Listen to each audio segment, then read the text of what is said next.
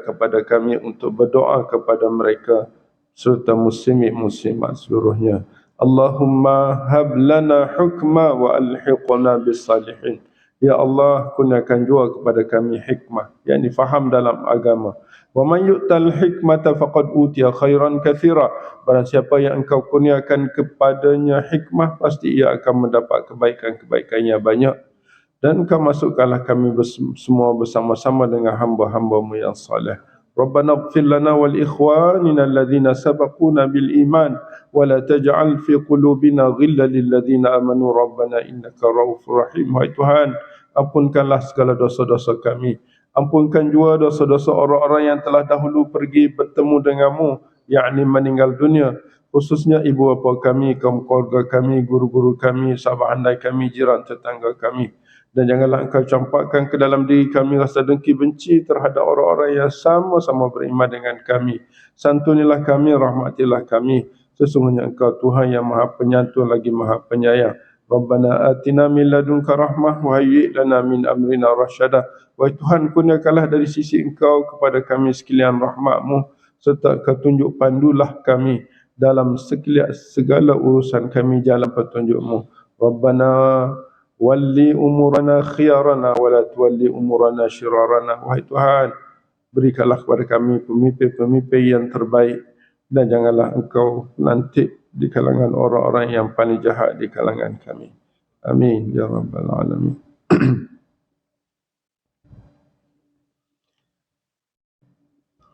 Wa qatta'nahum.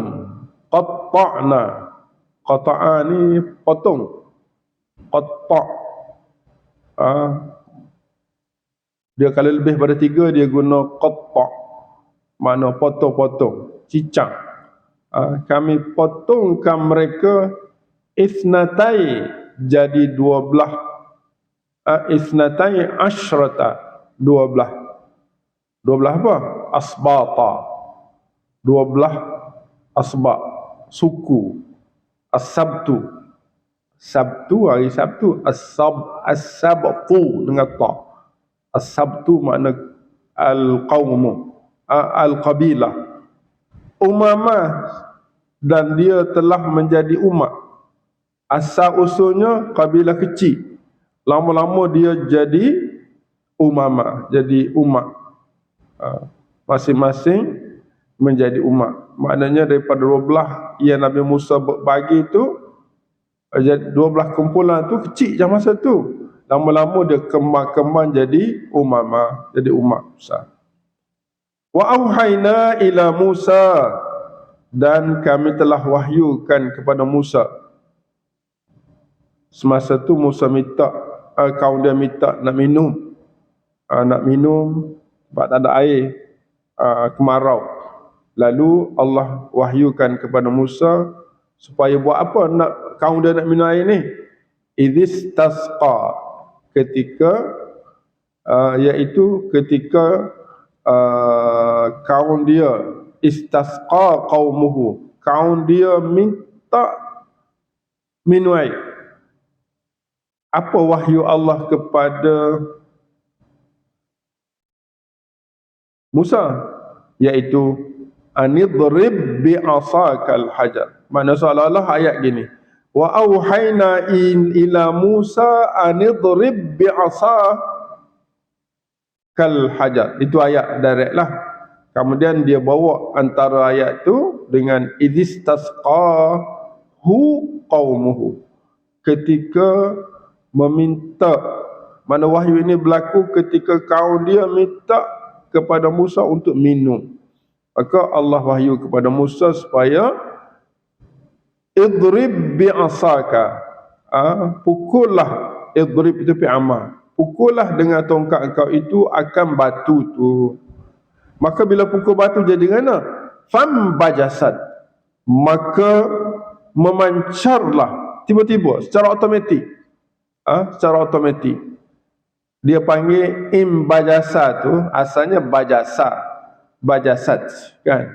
Kalau imbajasat maka dia fi'il yang menunjukkan perbuatan tiba-tiba.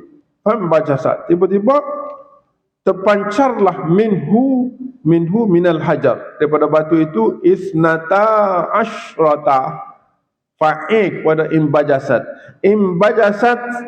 isnata asyrata, sebab tu dia tak guna isnatai. Atas tadi maf'ulun bih isnatai asyrata kan, wa qatta'na isnatai dengan ya, tapi fa'il dia tak guna ya, isnata. Itu ta alif tai ya, makna sama je, cuma kedudukan yang atas tu dia sebagai maf'ul objek, yang bawah sebagai fa'il. Maka fa'il dia kena guna alif sebagai marfu', maf'ul dia guna ya sebagai mansub. Jadi benda yang kena buat. Jadi dia atas isnatai, bawah isnata. Kenapa atas tai, yang bawah ta? Itu kedudukan dia lah. 12 aina. Aina tu mata. Ainal ma. Tanwin tu. Ainan maknanya ainal ma. Mata air. Bukan mata manusia. Mata-mata ada macam-macam makna mata ni. Jadi ainal ma, mata air. Jadi 12 mata air makna setiap asbab tu, setiap sabtu tu umat. Ada umat apa ni mata air sendiri. Jadi tak berebut lah. Jadi Allah buat masing-masing ada mata air. Tak berebut lah, 12 kumpulan tahu. Qad alima, Nabi Musa telah tentukan setiap orang, setiap umat, setiap bastun ada mata air sendiri, maka setiap mereka qad alima telah tahu. Kullu unas, setiap unas. Unas ni makna manusia yang ada dalam kumpulan tersebut. Masyrabahum, masyrab isim makan. Masyrab. Masyrab macam masjid, tempat semayang.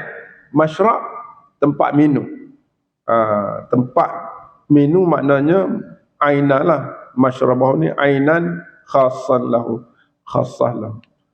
Tempat minum mereka dia tahu belaka. Ini satu nikmat.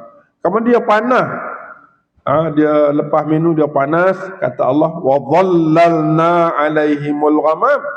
Kami bayangkan ke atas mereka al-ghamam, awan putih, untuk dia tidak panas. Dia jalan tak ada air, minum air masing-masing. Lepas minum air panas pula Allah bayangkan dengan ghamam. Kemudian lapar pula. Wa anzalna alaihimul manna wassalwa. Kami turunkan ke atas mereka makanan yang bernama manna. Kata ahli tafsir, makanan seperti madu gitu. Wassalwa. Salwa macam burung puyuh. Kan, jenis burung makan dengan madu. Kuat jadilah. Ada 3 sini. Ada air, diberi air. Panas dibayangi dengan ghamam. Kemudian tak ada makanan diturunkan daripada syurga. Makanan mereka berbentuk manisan madu, manna, dan berbentuk daging burung. Lalu Allah perintah, makanlah, kulu, makanlah kamu semua min tayyibati ma razaqnakum, dari yang baik-baik apa yang kami kurniakan kepada kamu. Maknanya Bani Israel, kumpulan yang ni memang dimuliakan Allah dengan kemudahan-kemudahan, bukan sekadar makanan dan minuman, bahkan diteduhkan dengan ghamam. Ini. Tapi adakah mereka taat pada Allah? Walaupun diberi nikmat begitu sempurna, mereka juga sebahagian besarnya menzalimi diri mereka sendiri. Wa ma zalamuna, mereka melakukan kesyirikan dan kederhakaan, tidak mereka menzalimi kami, kata Allah. Wa ma zalamu, ma tu manafi, tidaklah zalamu, mereka telah menzalimi, na tu Allah. Mereka tidak zalim kami. Mereka buat jahat tu, mereka tidak zalim kami. Walakin kanu, tetapi adalah mereka anfusahum, akan diri mereka sendiri yazlimun. Asalnya gini, walakin kanu yazlimuna anfusahum. Ayat asal tu. Walakin kanu yazlimuna anfusahum. Kemudian anfusahum yang sepatut duduk akhirnya, yang duduk selepas yazlimu tu dia letak depan. Walakin kanu anfusahum. Baris di atas objek. Objek mesti duduk lepas pada yazlimun, tapi dia letak di depan. Bolehkah dalam bahasa Arab? Boleh? Boleh. Tapi tujuan tak sama. Bila letak objek di depan, dia memberi makna yang cukup khusus. Walakin kanu, tetapi mereka itu adalah diri mereka zalimi. Walakin kanu yazlimuna anfusahum, tetapi adalah mereka itu menzalimi diri mereka sendiri. Terjemah pun lain kan? Terjemah pun lain kalau letak tepat. Bila mana dia letak objek anfusahum depan, sedangkan fa'ilnya selepas dia, maka tujuannya tujuan khusus untuk menunjukkan bahawa sebenarnya orang-orang ini, orang kata, tidak fikir panjang. Tak fikir panjang. Nak lepas semangat walaupun seksa yang panjang. Nak sedap sekejap walaupun terbiar seksa yang panjang. Maka orang ini sebenarnya menzalimi diri sendiri. Tak sedar diri. Itu. Anfusahum yazlimun ni tak sedar diri. Kerana sedikit nikmat, tolak segala kebaikan. Kerana nak cepat dapat kedudukan, masa depan umat tidak difikirkan. Kan, anak cucu kita tak fikir sebab kita boleh kaya lah ni, esok anak cucu kita tak kaya, kita tak cara. Itu tak boleh. Sifat itu sifat Yahudi, sifat Bani Israel dengan Nabi Musa. Dia nak senang sekejap. Senang dia je. Nak makan, nak minum, nak teduh untuk diri dia. Sedangkan umat selepas itu menderita. Inilah sifat manusia di kalangan Bani Israel yang kadang-kadang berlaku juga pada Bani Melayu kita. Kan? Walakin kanu anfusahum yazlimun. Ini satu, orang kata, satu ingatan Allah yang amat keras kepada umat-umat yang akan datang. Satu perkara yang kita kena faham, Quran ni diturun pada Nabi. Kita kena faham begini. Wa qatta'na humusnata asyara, sampai walakin kanu yazlimu ini ayat yang diturun kepada Nabi mengesahkan, Allah cerita kepada Nabi suasana umat Nabi Musa dan perangai umat Nabi Musa nak cepat sehingga lupa yang dia cepat itu seolah-olah mengkhianati diri sendiri. Mengkhianati diri sendiri ini mungkin tidak berlaku pada diri dia, berlaku pada anak cucu dia. Tapi dia sanggup buat kerana di depan dia kebaikan-kebaikan yang dia nampak segera. Dan orang yang membuat demikian itu sebenarnya mengkhianati diri sendiri, menzalimi diri sendiri. Jadi ayat ini turun kepada Nabi sebagai ingatan bahawa umatmu juga, wahai Muhammad sallallahu alaihi wasallam, akan bersifat dengan sifat-sifat begini. Maka didiklah mereka dengan didikan Al-Quran, kerana Quran sahajalah yang akan membentuk mereka bersabar dan tidak melakukan kezaliman. Seolah-olah begitu dia nak cerita. Jadi kita hari ini kita ambil setiap ayat yang kita baca, wahyu yang diturunkan kepada Nabi, yang mengesah kepada Nabi umat-umat sebelum, sebagai contoh bahawa perkara yang sama mungkin berlaku kalau tidak dibendung kepada umat kamu. Gitu. Habis itu, kemudian ayat berikut, seolah ayat hari ini dia cerita, dia bangkit balik kisah-kisah lama ni. Seolah-olah kisah dalam surah Baqarah dibangkit balik. Ayat berikut, ayat 161, Wa id qila lahum uskunu hadhihi al-qaryah. Ayat ni dah ada di surah Al-Baqarah kan.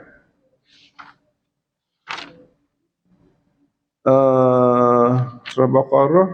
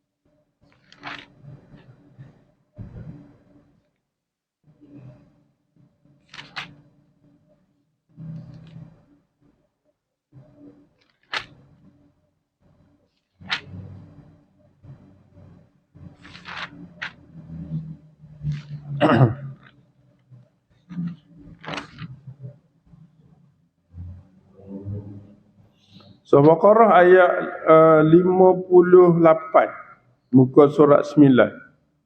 Wa idh qulna dukhulu hadhihi al-qaryah fakulu minha haitsu syi'tum ragada wadkhulul baba sujjada wa qulu hittatun naghfir lakum khatayakum wa sanazidul muhsinin. Fabaddala alladhina zalamu qawlan ghayra alladhi qila lahum fa'anzalna 'ala alladhina zalamu rijzan minas sama'i bima kanu yafsukun. Ayat ini pun diulang balik sebagai kesimpulan. Nak ceritanya hari ini nikmat-nikmat yang Allah kurniakan kepada kaum Nabi Musa, tetapi kaum Nabi Musa ni lupa diri, zalim diri sendiri. Dan antara juganya ayat inilah, ayat tadi yang kita baca ayat 160, sifat-sifat nikmat yang Allah beri tapi mereka zalim. Ayat 161, wa id qila lahum, dan ingatlah ketika dikatakan kepada mereka tu Bani Israel lah, uskunu hadhil qaryah. Dia guna tinggallah di kampung ni. Dan ayat 58 dia kata udkhulu hadhil qaryah, kan? Dua makna. Tengok ayat 58, udkhulu, wa id qulna udkhulu hadhil qaryah. Masuklah kampung ni. Yang ayat hari ni masuk tu apa makna? Maknanya uskunu hadhil qaryah. Masuk tu kan masuk saja, masuk dan diamilah negeri ini. Lepas duduk di negeri ini buat apa? Ayat 58 surah Al-Baqarah dia kata fakulu minha haitsu syi'tum ragada. Ayat hari ini dia kata wakulu minha haitsu syi'tum, tak ada ragada. Jadi dia ringkas cerita hak sebelum ni. Lepas tu ayat 58 waqulu hittatun. Ayat hari ni waqulu hittatun sama. Yang ayat sebelum ni naghfir lakum khatayakum. Kalau kamu kata hittah, kami akan ampunkan kepada kamu segala kesalahan kamu. Hari ni dia tambah waqulu hittah, ringkas, wadkhulul baba sujjada, dan masuklah pintu utama itu dalam keadaan sujud. Dengan kamu buat dua tu, naghfir lakum khati'atikum. Ayat Baqarah khatayakum. Apa beza khataya dengan khati'ah? Sama je. Khataya jamak taksir, banyak juga. Khati'atun, khati'at, sama-sama plural, sama-sama jamak, tapi boleh jamak muannas, boleh jamak taksir. Jamak taksir. Okey. Sanazidul muhsinin, dan akan kami tambah lebihkan orang-orang yang mengikut perintah Allah secara terbaik. Kami akan beri kebaikan sekiranya kamu mengikut perintah-perintah tersebut dengan cara baik. Apakah mereka itu mengikuti secara baik? Tak secara baik. Buktinya ayat 16 2 tu. Fabaddala allazina zalamu minhum, tidak semua, sebahagian daripada mereka badal, tukar, ganti allazina zalamu. Orang zalim di kalangan mereka itu tukar ucapan, qaulan. Dia tukar qaulan. Hak dalam ayat atas dia qaulannya kata apa? Wa qulu hittatun. Itu je qaulannya. Wa qulu hittah. Katalah kamu semua hittah saat kamu masuk negeri tersebut, saat kamu dalam keadaan masuk sujud tu, kamu kena kata hittah. Dia tak kata hittah, dia kata hantah, ataupun hintah. Allah suruh hittah, dia kata hantah, gitu. Jadi dia tukar bukan tukar masuk pintu lain, dia tukar hak cakap je, qaulan ghairal ladzi qila lahum, bukan qaulan yang disuruh kepada mereka, yang diberitahu kepada mereka. Dengan sebab tidak muhsinin, bukan tidak muhsinin.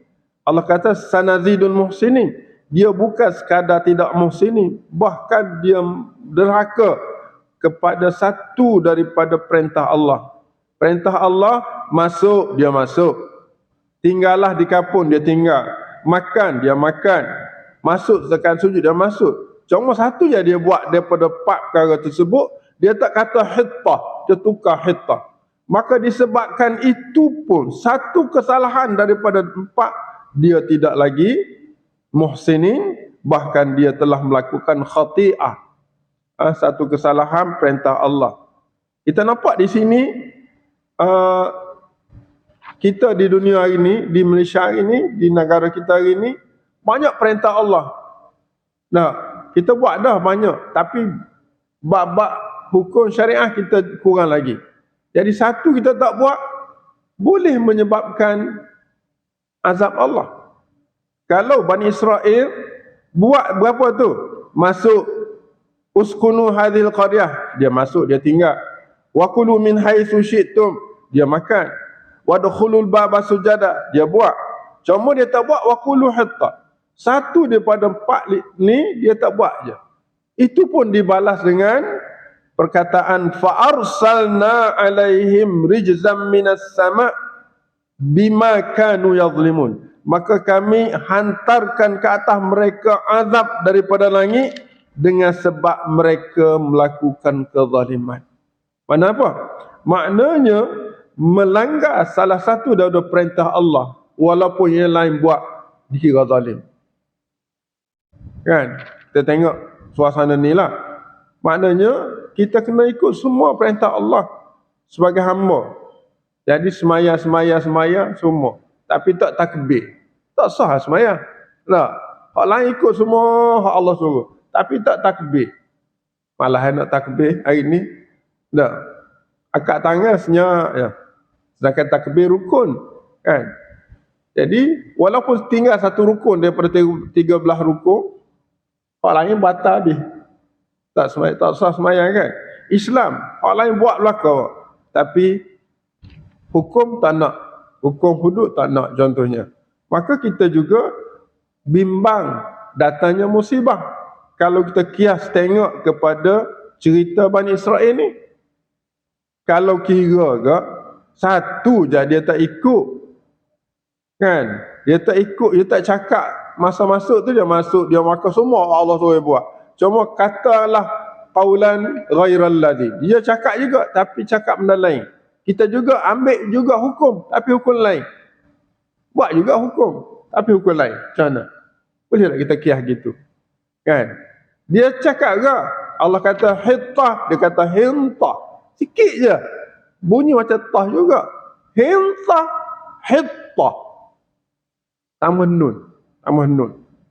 Makna lain. Maka kita juga Allah suruh orang curi, orang zina kena cukup syarat gapo, kena rotan 100. Kita tak rotan, kita ganti dengan lain. Sikit je, hukum juga. Tapi hukum dengan cara lain. Apakah ini menjadi satu dasar Allah? Allah akan datang dengan musibah disebabkan kita ubah ataupun tidak patuh sepenuhnya kepada perintah Allah. Apakah kalau Bani Israel dianggap zalim, kita tidak zalim? Nah, itu kita kena fikir bila kita baca Quran. Sebab ayat ni turun pada Nabi, wahai Muhammad, orang Bani Israel ni zalim kerana dia langgar satu je. Dia ikut juga, tapi ikut hak lain, tak ikut hak Allah suruh. Dianggap zalim dan didatangkan dengan musibah. Umatmu, kalau Allah perintah semua buat, satu tak buat, juga dikira zalim kerana langgar perintah Allah. Ini berita yang disampaikan kepada Nabi. Nabi kena berhati-hati terhadap umat dia. Maka hari ini Nabi dah tak ada, dia tinggal pada kita Quran dan hadis supaya kita ikut hudan. Hudan ayat 57 surah Al-Baqarah, surah Yunus kan. Wa hudan wa rahmatul lil mu'minin. Ya ayuhan nas inna qad ja'atkum mau'izatun min rabbikum shifaa'un lima fis sudur wa hudan wa rahmatul lil mu'minin.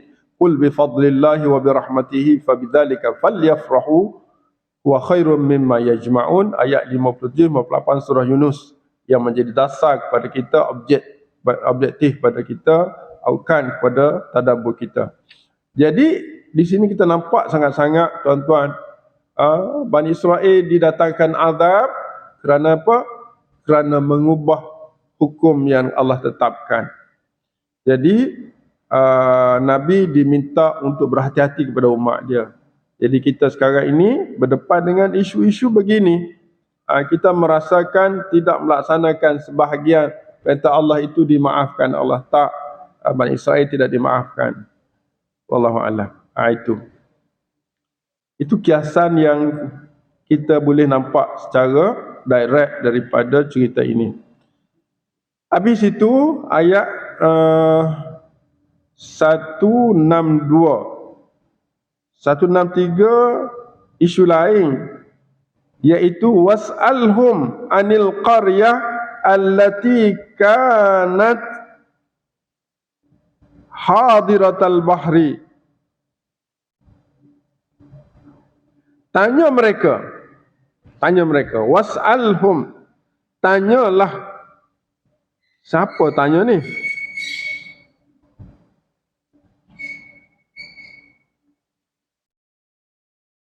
Tanya mereka.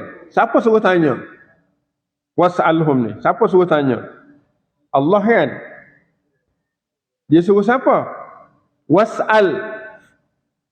Was'al ni bukan was'alu. Was'al ni individu, seorang. Tanyalah engkau akan mereka. Engkau tu siapa?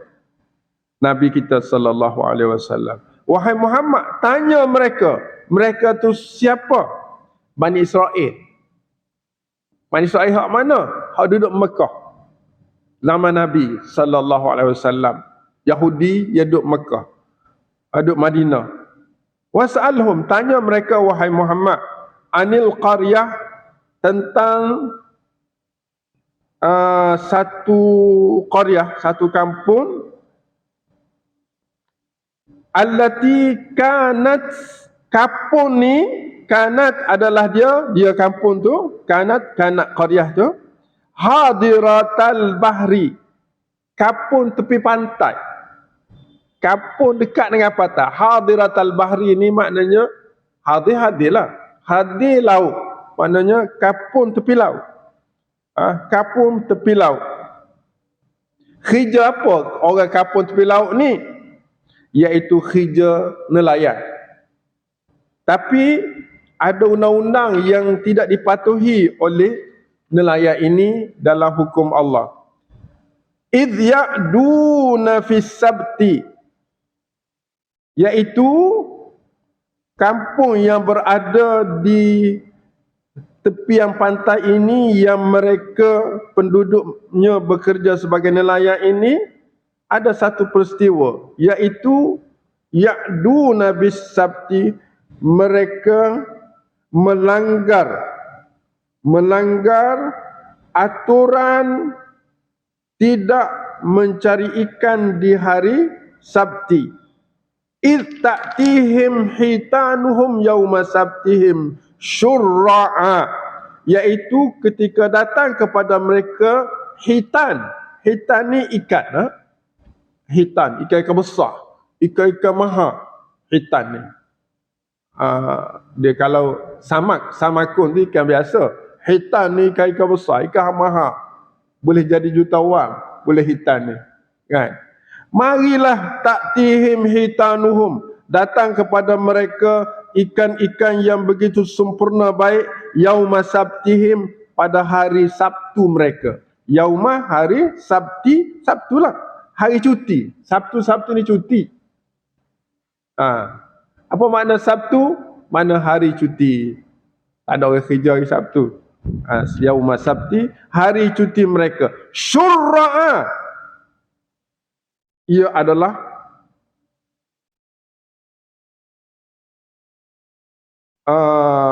syurra'a ni duduk depan mata, tepi laut. Wa yauma la yasbitun, dan pada hari la yasbitun. Sabata Sabtu, tidak hari Sabtu. La yasbitun, hari mereka tak cuti, hari mereka pergi ke laut. La ta'tihim, maknanya la ta'tihim hitanuhum. La ta'tihim tu hitan, ikan-ikan yang mahal-mahal itu tak mari hari lain. Hari kerja tak mari ikan ni, kena pergi cari kat laut tu. Hari Sabtu dia mari tepi laut. Allah, macam mana ni? Ujian besar kepada Bani Israel. Hari cuti, lama mari ikan duduk laut. Ikan pula mahal-mahal, kalau boleh kat mahal, dia mari. Ikan pun nak happy juga tak? Duduk mari tepi laut. Jadi pening kepala pok-pok ni. Dia kata kita penat-penat pergi laut, kadang-kadang tak boleh ikan. Hari Sabtunya mari duduk main tepi pantai ni. Lepas tu jinak pula. Macam mana ni? Sedangkan ikut hukum tak boleh tangkap. Jadi kita buat gini, kita buat helah. Dia buat macam mana? Dia pagar semua dengan pukak.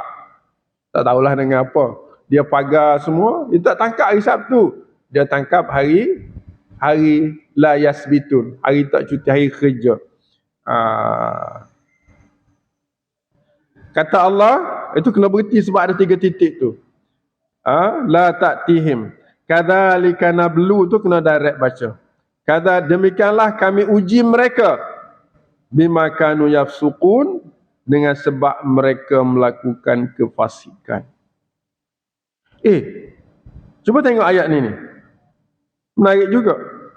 Ujian yang berat ini berlaku kerana fasik. Saya tengok. Kadzalika nabluhum. Kenapa Allah uji dengan ujian yang begini? Begini apa ni? Yang begini kan? Rezeki di depan mata, tapi tak boleh ambil. Ujian besar ke kecil tu? Ikan hitan duduk depan mata, seolah-olah mari serah diri. Takkan kita tak ambil rezeki Allah ni? Itu ujian mereka. Kenapa diuji begini? Bima kanu yafsukun, disebabkan mereka itu tidak patuh pada Allah. Makna tidak patuh kepada Allah, boleh berlaku ujian berat kepada kita. Ujian yang menyukakan tapi dilarang. Kan ikan duduk depan ni macam kita, ekonomi banyak tapi semayang tak. Boleh duit banyak, kerja-kerja boleh duit banyak, tapi tak ada nak semayang. Ujian juga. Kan? Ramai masyarakat kita yang kerja siang malam tapi semayang dah. Sebab apa kerja siang malam? Nampak duit. Kan? Nampak duit kerja. Tak ada nak semayang. Macam Bani Israel lah. Hari Sabtu, ikan. Nampak ikan, tak ada nak taat pada Allah, maka dia melakukan kefasikan. Kefasikan itu menyebabkan mereka tidak ikut perintah Allah. Orang yang tak semayang, adakah orang itu akan ikut perintah Allah dalam hukum hakam? Tak payah. Sebab dia tinggal dah, dia fasik dah. Bila orang fasik ni, dia nak ikut perintah Allah yang besar-besar, bahkan yang Allah perintah tu menyukakan dia pula. Menyukakan dia pula. Inilah kiasan-kiasan yang kita nampak dalam ayat-ayat begini, kita kena berhati-hati. Kadzalika nabluhum, demikianlah kami uji mereka. Kenapa Allah uji mereka dengan simple sentence? Kita kata tak. Uji mereka dengan ikan je. Mudah je. Ikan tu makanan mereka. Ikan datang di waktu yang dilarang. Kenapa Allah uji begitu berat bagi orang-orang yang berhajat? Kerana mereka sebelum itu telah melakukan dosa-dosa fasik. Maknanya kita tengok dalam masyarakat kita, kalau kita biarkan masyarakat kita buat benda-benda kecil, kan? Benda-benda kecil, tak tutup aurat, tak berkawan laki puang berlebih-lebihan, bergaul. Jadi itu fasik. Bila berlaku kefasikan, Allah akan uji. Uji kerana rezeki murah tapi tak ada nak semayang. Ujian, kan? Maka dicari rezeki tanpa solat. Macamlah hari Sabtu, ikan datang tapi tidak dibenarkan tangkap. Macam-macam ujian Allah kepada orang yang melakukan kefasikan. Jadi kita kena tolak kefasikan untuk selamatkan daripada ujian Allah. Boleh kita kata gitu. Sebab ayat ni memang begitu. Kadzalika nabluhum, demikianlah kami uji mereka. Apa ujian mereka? Mereka didatangkan ikan pada hari Sabtu yang dilarang menangkap. Sebab apa didatangkan ikan pada hari Sabtu? Kerana mereka banyak melakukan dosa-dosa yang fasik terhadap kepada diri mereka dalam beragama dengan agama Allah SWT. Ini ni perkara yang kita boleh kias, kita boleh fikir, kita boleh tengok, boleh renung, boleh tadabbur, boleh hayati ayat-ayat Allah Subhanahu Wa Taala yang diturunkan ke atas Nabi kita sallallahu alaihi wasallam, menceritakan perihal umat sebelum ini yang Allah binasakan, yang puncanya simple saja, buat fasik, Allah uji dia dengan benda yang menarik minat. Allahu Akbar. Buat benda-benda fasik, Allah uji dengan harta, dengan kemewahan, dengan peluang, kan? Itu. Jadi ayat ni ayat berfikir ni tuan-tuan. Ayat ni ayat kena memikir. Kena memikir tentang betapa kita kena patuh kepada syariat yang ditentukan Allah secara 100% demi kita dijaga Allah. Demi kita dijaga Allah. Kita tidak melaksanakan perintah Allah, Allah akan uji kita dengan ujian yang menyukakan tetapi salah, dan kesalahan itu akan mendatangkan azab daripada langit, daripada Allah Subhanahu Wa Taala. Itu jelah hari ini. Mudah-mudahan ayat 160 sampai 163 ini memberi satu titik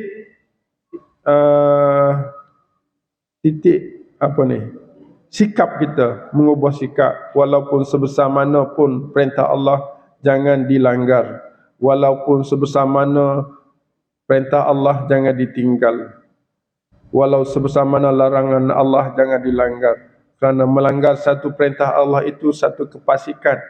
Bila melakukan kefasikan, boleh mendatangkan satu ujian yang tak mampu ditanggung kita, kerana ujian itu berbentuk nikmat. Kan? Ujian itu berbentuk nikmat. Macam hari Sabtu. Didatangkan ujian hari Sabtu kerana mereka fasik, dan hari Sabtu itu nikmat. Kan? Ikan yang banyak. Maka itulah cerita yang Allah bawa kepada Nabi untuk Nabi berdepan dengan umat dia.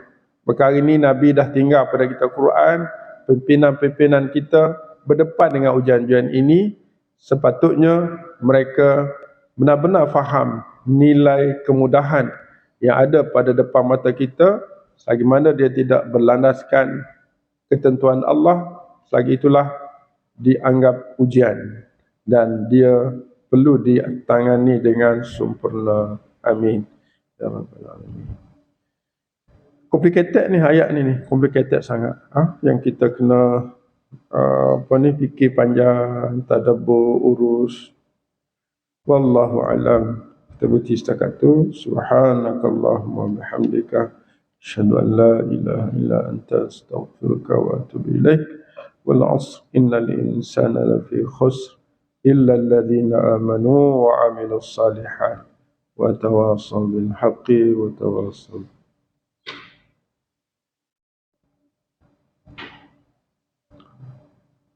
Ada dalam Facebook. Assalamualaikum. Siapa yang boleh bantu saya sedekahkan sedikit saja yang nak beli barang dapur. Saya betul-betul memerlukan bantuan dan pertolongan dari rakan-rakan dan sahabat-sahabat FB semua. Ni siapa ni? Boleh chat. Hamba Allah dia tulis.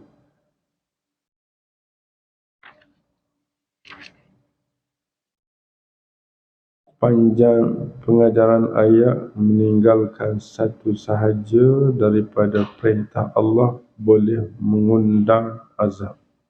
Ya, betul. Pengajaran ayat 163, melakukan perbuatan fasik boleh menyebabkan Allah uji dengan ujian berbentuk nikmat. Tahniah. Terima kasih kepada Cikgu Liza yang menulis. Ujian bentuk nikmat ni tak mampu, lebih berat. Nikmat depan mata, tak ambil rugi. Kan? Tak ambil rugi. Orang mari serah diri, ambil je lah. Tapi benda tu salah. Sebab melanggar hukum. Tapi dia nikmat. Itu. Betul lah. Itu ujian. Kenapa siapa Allah uji begitu? Sebab kita tak jaga agama. Maknanya kalau kita jaga, tak melakukan benda-benda fasik, benda-benda ujian ni Allah tak datang. Jadi itulah masyarakat kita, mungkin kita boleh tengok, kita sendiri, keluarga kita boleh tengok sejauh mana ayat ini boleh direalisasikan.